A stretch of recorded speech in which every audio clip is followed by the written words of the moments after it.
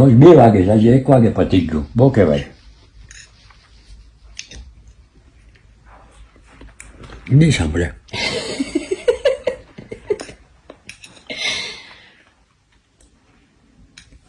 પેલા ભગવાન પછી બીજું બધું શું ભગવાન પેલા ભગવાન પછી બીજું બધું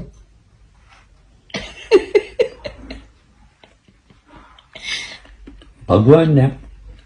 કોઈ સવારના પહેલા ઉઠીને ભગવાન થાય કરી લેવાનું પછી જે કરવું એ કરો આખા દિવસમાં તમને જે ઠીક લાગે તમે કરો છો ને તમને સવારની ચાય જોઈ પીઓ છો ને મને ભગવાન 10 મિનિટ 15 મિનિટ